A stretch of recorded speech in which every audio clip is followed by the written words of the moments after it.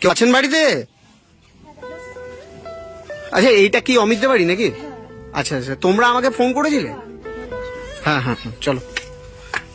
কি হয়েছে বোন? আমার স্বামী বিগত 4 বছর অ্যাক্সিডেন্ট করে ঘরে পড়ে আছে। এটা তোমার স্বামী? হ্যাঁ। আচ্ছা। 4 বছর ধরে অ্যাক্সিডেন্ট করে ঘরে পড়ে আছে। আমরা অনেক জায়গায় হেল্প চেয়েছি, কোথা থেকে পাইনি। তারপরে আপনার ইউটিউব পেজে আপনার ভিডিও দেখে আপনার কাছে ফোন করেছি। কি করে হলো তোমার এটা? 4 বছর আগে আমি যখন সুস্থ স্বাভাবিক ছিলাম, তো আমি একটা গাড়ি কিনেছিলাম। গাড়ি নিয়ে রাস্তা দিয়ে যাচ্ছিলাম, আর শাখা রাস্তা থেকে মেইন রাস্তায় একটা টাটা সুমো এসে ধাক্কা মেরে দেয়। আচ্ছা। সে ফলো না করে ধাক্কা মেরে চলে যায়। তারপর আমার অ্যাক্সিডেন্টের পর আমার এই অবস্থা হয়ে গেছে। মানে তুমি কি একদম হাঁটতে পারো না নাকি? না দাদা, আমি একদমই হাঁটাচলা করতে পারি না। মানে একদমই হাঁটতে পারো না? না, দুটো পা পুরো প্যারালাইসিস। 4 বছর ধরে ঘরে পড়ে আছি। এখন আমাদের আর্থিক অবস্থা এতটাই খারাপ যে আমি অনেকের কাছে হেল্প চেয়েছি, কেউ হেল্প করেনি। এই বাচ্চাদের পড়িয়ে আমি কোনো মতে আমরা চলি। আমি আমার ওয়াইফ, আমি বাড়িতে কটা বাচ্চা পড়াই, আর আমার ওই বাড়ি বাড়ি গিয়ে বাচ্চা পড়াই দুটো। মানে এই বাচ্চাগুলো পড়িয়েই তোমাদের এখন সংসার চালাচ্ছে? এইভাবেই সংসার চলে, তাও কোনো মতে চলে বললেও ভুল, আমার কোনো মতে চলছে।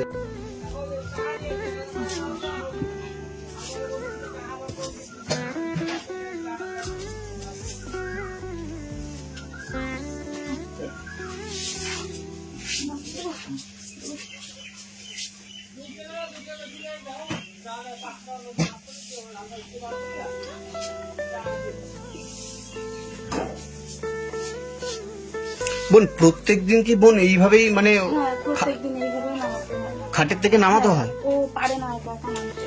মানে ভাই তুমি মানে একা একা নামতে পারো না? না, না, একা একা নামতে পারি না। নামার সময় ও আসে আর উঠানোর সময় ও আসে। আচ্ছা আচ্ছা আচ্ছা। কতটা কষ্ট আপনারা দেখতে পাচ্ছেন এই ভাইটির। তাহলে তোমরা কি এই বাড়িতে দুজনেই থাকো? হ্যাঁ, এখানে আমরা দুজনেই থাকি। আর কেউ নেই তোমাদের? ছিল, ওর মা বাবা ছিল, শ্বশুর শাশুড়ি ছিল, তো ওরা সবাই চলে গেছে। মানে তোমাদের ছেড়ে চলে গেছে? হ্যাঁ, আমাদের ছেড়ে চলে গেছে। কেন?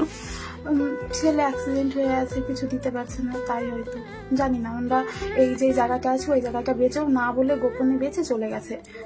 মানে এরকম ব্যাপার হয়েছে? এরকম ব্যাপার। আগে যখন ইনকাম করতে পারতাম, সবকিছু দিতে পারতাম। এখন অ্যাক্সিডেন্টের পরে বলছে যে আমি জায়গার কথা, জায়গা বিক্রি করে চলে গেছে। আমি বলেছি আমি কোথায় থাকবো, আমাকে বলছে তোর ভাগের জায়গা বিক্রি করে তোর ট্রিটমেন্ট করেছি, আমি না জানি না, তাই বলে চলে গেছে। এখন আমি কি করব? কেউ পুরো অসহায়। এখন আমি কোনোভাবে বাঁচার মতো ক্ষমতা নেই। ডাক্তার বলছে যে অপারেশন করলে হয়তো ঠিক হয়ে যেতে পারবো।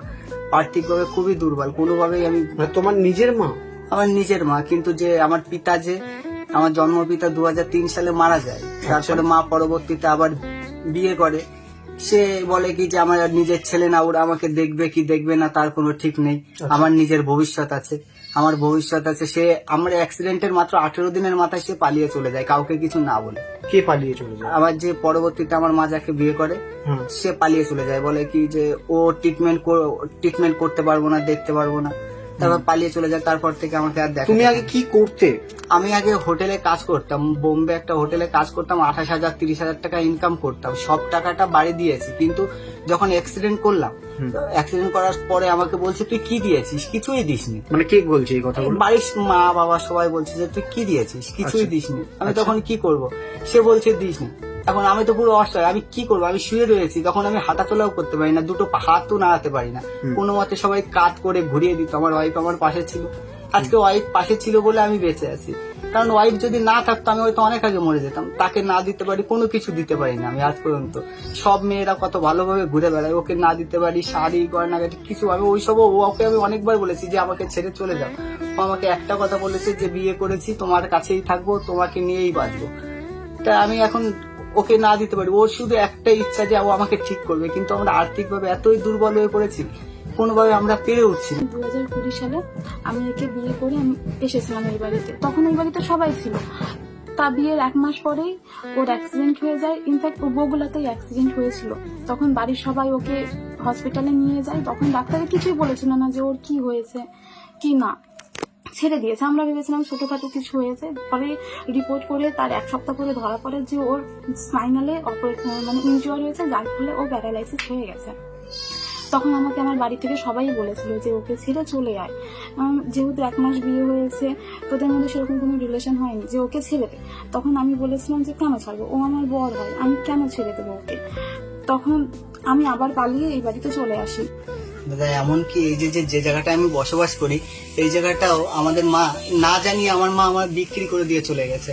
যাকে বিক্রি করেছে সেও আমাকে বলেনি, আর যে বিক্রি করেছে সেও বলেনি। আমাকে বলছে যে জায়গা বিক্রি করবো। এর আগে 5টা জায়গা বিক্রি করেছে আমার মা। মানে এই বাড়িটা, এই যে বাড়িটা এখন তুমি রয়েছে, এই বাড়িটা বিক্রি হয়ে গেছে? এই বাড়ি পুরো বিক্রি করে কে দিয়ে- করলো এই বিক্রি? এটা এই বিক্রি আমার মা আমাদের অজান্তে, আমার অজান্তে বিশেষ করে বিক্রি করে। আমি তো বিছানায় শুয়ে থাকি, সে বাইরে তার নামে জায়গাটা ছিল সে বিক্রি করে দিয়ে গেছে। আমি যখন বলি যে আমি তাহলে কোথায় থাকবো, আমাকে বলে তোর ভাগের টাকা দিয়ে তোকে আমি ট্রিটমেন্ট করেছি, আমি জানি না, এরকম বলেছে লাস্ট পর্যন্ত। মানে তোমার মা এরকম ব্যবহার কেন করলো তোমার এরকম সাথে? ব্যবহার করলো কেন? কারণ এর আগেও 5টা জায়গা বিক্রি করেছে। এই জায়গা থাকে 2 মাস, এই জায়গায় একটু করলে যখন আমি জায়গা বিক্রি করতে বারণ করলাম, আর দ্বিতীয়ত আমার সৎ বাবা তার সাথে আমাদের ছেড়ে সে চলে গিয়েছিল। কিন্তু মানে তার কোথায় আছে তিনি এখন? তিনি এখন হাসকালি গিয়ে বাড়ি করেছে, বেনালি গিয়ে। হুম। তা হাসকালির ওই দিকটা বাড়ি করেছে। এখন আমাকে 2 বছর ধরে আমাকে কোনো কন্ট্যাক্ট নেই। আমি মাঝখানে 2বার হসপিটালে ভর্তি ছিলাম। আমাকে একবার জিজ্ঞাসা করেনি ফোন করে যে তুই কেমন আছিস, টাকা পয়সা তো দূরে থাক। তারপরে আমার বাড়ি আজকে চালও নেই, আমার বাড়ি চাল নেই যে আমি রান্না করবো করবো। আমি মানে ঠিকভাবে বাজারও করতে পারি না। কারেন্টের বিল যদি হুক বাজাই, লোকে এসে পুলিশ এসে ধরে নিয়ে যাবে। কারেন্টের বিল দিতে প্রবলেম। আমি কোনো কিছু মানে খুবই দুর্বল হয়ে গেছে দাদা। এইখানে আমি মানে পাবলিকের কাছে কার কাছে চাইবো? কেউ যদি টাকা চেতে চাই, কারোর কাছে 500 টাকা দিয়ে ধার দাও, তারা একবার হলেও ভাবে যে ওই ছেলেটা পড়ে আছে, কোথা থেকে আমাকে ফেরত দেবে টাকাটা। কেউ দেয় না আমাকে টাকাগুলো, কেউ ফেরত দেন। কোনো মতে প্রাইভেট পড়ায়, কোনো মতে পেছনে বেড চুল, ওষুধ খেতে বলেছে ডাক্তার অনেক, কোনো ওষুধ খেতে পারি না। কারণ ওষুধ খেতে গেলে অনেক টাকা, এক একটা নার্ভের ওষুধে কত টাকা। নার্ভের ওষুধ তো কোনোদিন চালাতে পারি না। ফিজিওথেরাপি করাতে বলেছে, ফিজিওথেরাপিও করাতে পারি না। ফিজিওথেরাপি মাস্টারকে বললাম যে দাদা একটু আমাকে সাহায্য করো, সপ্তাহে একদিন একটু ব্যায়ামগুলো দেখিয়ে দিয়ে যান, আমরা নিজে করে নেবো। বলে না, মাসে 8,000 টাকা লাগবে, কেউ বলে 10,000 টাকা লাগবে। অত টাকা কোথায় পাবো? আমি ওর পাশের বাড়ির দাদা। এই দীর্ঘ 1.5 বছর হচ্ছে ওর মা জমিটা গোপনে বিক্রি করে যায়। ও আগে ভালো ছিল, হোটেলে কাজ করতো। হ্যাঁ, ওর স্ত্রীটাও খুব, ওরা সুন্দর মতো সংসার চলতেছিল, ওটা ভালো ছেলে। লকডাউনের ভিতরে সব ছেলেরা ঘুরে ফিরে বেড়াইছে।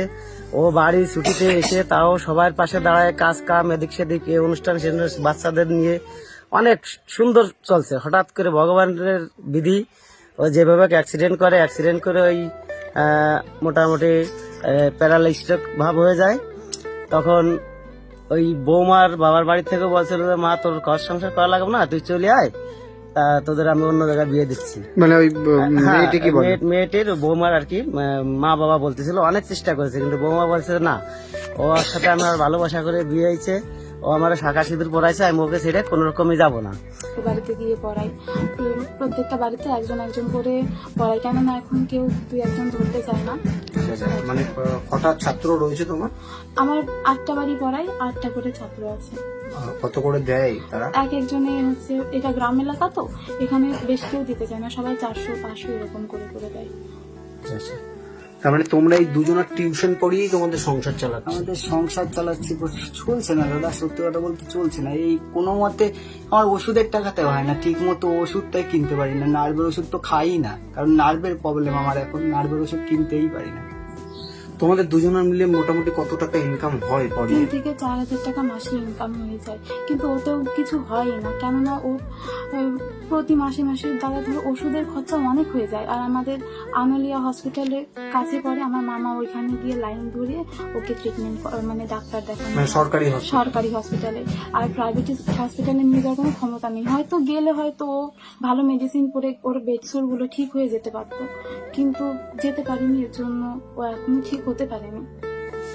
আমাদের পরিস্থিতি এখন দাদা খুবই খারাপ, খুবই শোচনীয়। মাসে যা ইনকাম হয় ওর ওষুধেই চলে যায়। চাল কেনার মতো এমন দিন ধরো এরকম হয় যে চাল কেনার টাকাটাও নেই, তখন আমরা দোকান থেকে বাকি করে নিয়ে আসি, বা মুরগি থাকলে বাড়িতে ওই ওকে দিয়ে খাওয়াই, বা আমি খাই, যদি ও খাই তাহলে, যদি না থাকে তাহলে আমিও খাই না। এরকম ভাবে দিন চলে যাচ্ছে আমাদের, খুবই খারাপ। ও যদি একটু ঠিক থাকতো, একটু ভালো হতো, তাহলেও বোধহয় আমার জীবনটা ঠিক হয়ে যেতে পারতো। আচ্ছা, আগে তুমি এমনি হাঁটাচলা করতে পারতে? দাদা আগে আমি হাঁটাচলা করতাম, খেলাধুলা করতাম, অনেক প্রাইজ জিতেছি। এখন খুব কষ্ট হয় যখন বাইরে বাচ্চারা, ভাইরা, ছোট ছোট ভাইরা খেলা করে, বা আমার বয়সের যারা তারা খেলা করে বেড়ায়, সবাই ঘুরে বেড়াচ্ছে, দেখলে মনে হয় যে আমিও যদি যেতে পারতাম। খুব কষ্ট হয়, কিন্তু কষ্টগুলো মনে চেপে রেখে চুপচাপ বসে থাকি। তো এখন তো দেখবার বলতে পুরো মানে তোমার স্ত্রী বা তোমার বই তার মানে তোমাকে ও দেখছে। ছাড়া কেউ নেই। ও যদি ইনকাম করে রান্না না করে দেয় আমি খেতে পারবো না। ও যদি না থাকে আমার পায়খানা পোচ্ছা সব ও। আমি পায়খানা করে দিই বিছানায়, কখনো কখনো ও পরিষ্কার করে। মানে সত্যি স্যালুট জানাই তোমাকে বোন, সত্যি তোমাকে স্যালুট জানাই। মানে আমার নিজের ভীষণ ভালো লাগছে যে তুমি, তোমাদের বয়সও তো কম, মানে খুবই কম। মানে তোমার বয়স কত বোন? আমার 21 বছর বয়স। কয়দিন আগে 21 বছর। আর তোমার কত? আমার এই যে 26 রানি। 26। মানে বোনের বয়সও তো একদম কম। মানে এত ভালোবাসো তুমি ওকে? আসলে খুব ছোটবেলা থেকেই আমরা রিলেশন করি, খুব আচ্ছা। ছোটবেলা থেকে। এর জন্য ওর প্রতি আমার টানটাও খুব বেশি। মানে কি হয়, আমি ওকে ছেড়ে যেতে চাই না, কখনোই আমি ওকে ছাড়তে চাই না। মানে সত্যি বোন, মানে স্যালুট তোমাকে, তোমাকে স্যালুট। মানে ভীষণ ভালোবাসে। হ্যাঁ, মানে মা ছেড়ে চলে গেছে কিন্তু এই মেয়েটি ছেড়ে যায়নি। হ্যাঁ, কি করবো আর? হয়তো আগের জন্মের কোনো ভালো কাজ করেছিলাম, এই জন্য আমার ওয়াইফটা আমার পাশে রয়েছে, কিন্তু আজকাল তো থাকে না। আমি তো দেখি অনেকে। মানে ওর মা ছেড়ে চলে গেছে কিন্তু তুমি ওকে ছেড়ে যাওনি। আমি যেতেও চাই না দাদা, আমি সারা জীবন থেকে যেতে চাই, আমি যেতে চাই না। মানে ওর সাথেই সারা জীবন থেকে যাবে। হ্যাঁ, হ্যাঁ, আমি একদম ওর সাথেই থাকবে। সারা জীবন থেকে- সত্যি মানে তোমাকে নিয়ে আমাদের গর্ব করা উচিত। মানে আমার ভীষণ ভালো লাগছে বোন, তুমি ভালো থাকো, তোমার হাজবেন্ডকে নিয়ে ভালো থাকো, ও সুস্থ হয়ে যাক, এটাই আমি চাই। আপনাদের এই আশীর্বাদটুকু করুন যাতে আমার স্বামী সুস্থ হয়ে যায়। অবশ্যই সুস্থ হয়ে যাবে। হয়ে যায়, যাতে ও হাঁটাচলা করতে পারে। ও খুব কষ্ট পায়, ঘরের ভেতরে একা একা বসে থাকে তো খুবই কষ্ট পায়। বাইরে দিয়ে লোকজন যাওয়া আসা করে, ওর দৃশ্যটাই বাইরে দিয়েই দেখে। আর যখন হয়তো মাস গেলে একবার দুইবার এরকমও, তাও যখন রেশন তুলতে যাবে তখনই বাইরের দৃশ্য দেখে, নাহলে ও দেখতে পায় না। আমি বাইরে কি করছি কি না করছি, বাড়ি এসে আমি ওকে বলবো যে আজকে এইটা হলো, আজকে এরকম হয়েছে। আর ও শুনে শুধু বলে, ইস আমি যদি থাকতে পারতাম তাহলে কত ভালো হতো। ওদের তো অবস্থা তো খুবই খারাপ, ওর মা ফেলে রেখে চলে গেছে। আর তারপরেও আমরা গ্রামীরা জোর জবরদস্তি যুদ্ধ করে ওরা এই বাড়িতে রেখেছি। রেখে তুমি তো দেখছো এদের পরিস্থিতি কেমন। মানে খুবই কঠিন পরিস্থিতি। কঠিন পরিস্থিতি মানে ওদের বলছি অল গ্রামের মানুষ আমরা যুদ্ধ করে ওদের এইখানে রেখে দিয়েছি। আমার নামেও কেস আছে, ওই দাদার নামেও কেস আছে। মানে আপনাদের গ্রামবাসীর নামে ওর মা কেস করে দিয়েছে? হ্যাঁ হ্যাঁ হ্যাঁ। আমাদের 4 জনের নামে কেস করে, আমরা যারা পাশে এসে দাঁড়িয়েছিলাম, হ্যাঁ। ওর মা আমাদের এই 4 জনের নামে কেস করে দেয়। ওই যে ওই মানে আপনার নামেও কেস রয়েছে? আমার নামে কেস, ওই দিদির নামে কেস। মানে আপনার নামেও কেস করেছে?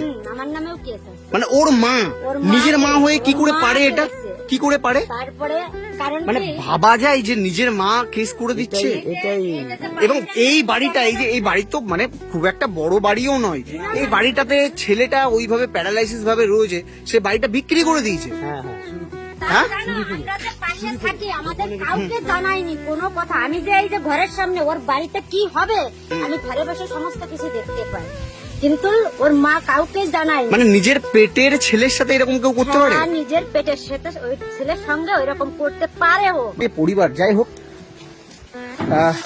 মানে আমি কি বলবো বোন, আমি তো পাড়া প্রতিবেশীদের কাছেও শুনলাম অনেক কিছু। তোমরা টেনশন করো না, তোমাদের যদি কোনো রকম কোনো প্রবলেম হয় এই দাদা হিসেবে অতীন্দ্রদাকে ফোন করবে, ঠিক আছে? আর তুমি তোমার চিকিৎসার জন্য যতটুকু যা পারবো আমি চেষ্টা করবো, ঠিক আছে বোন? ঠিক আছে? তারা কি এখন এসে তোমাদের কোনো অত্যাচার বা টর্চার করে? এখন বাবা আসে বাবা। টর্চর দেখলি তুমি অবাক হয়ে যাবে, এত পরিমাণ লোকজন নিয়ে বাড়ির পরে সে টর্চর করে গেছে না। টর্চার করে যায় বাড়ির উপরে? আমার বরের দিকে লাথি ওকে পর্যন্ত মেরেছে পর্যন্ত, হ্যাঁ? সেই মারের প্রতিবাদ করেছে বলেই তো আজকে আমাদের কেসে ফাঁসিয়ে দিয়েছে। মানে তোমাকে এসে মেরেছে? হ্যাঁ, ওকে যেখানে মেরেছে। যেখানে আমার অপারেশন করা রয়েছে, নাট বসানো রয়েছে, রড বসানো রয়েছে, ওখানে এসে লাথি মেরেছে। তাই মানে আমার ভীষণ কষ্ট হলো, মানে তোমাদের দুজনার এই কষ্ট দেখে আমার নিজেরই খারাপ লাগছে। তুমি খুব তাড়াতাড়ি সুস্থ হয়ে উঠবে আমি আশা রাখি, ঠিক আছে? আর বোন, তোমাকে স্যালুট।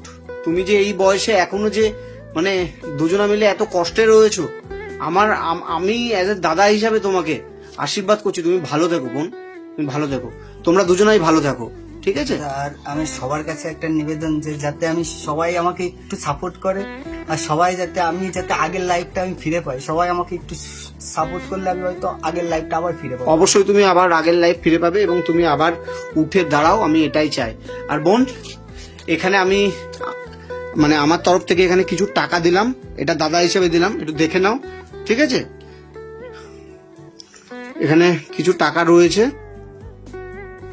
এই টাকাটা ধন্যবাদ দাদা। আর 2,000 টাকা আছে। হ্যাঁ, অনেক এই টাকাটা দিয়ে তোমরা কিছু ওর ওষুধপত্র এই জিনিসগুলো অবশ্যই কিনে দেবে, ঠিক আছে? অনেক অনেক অনেক হেল্প হলো দাদা, খুবই ধন্যবাদ।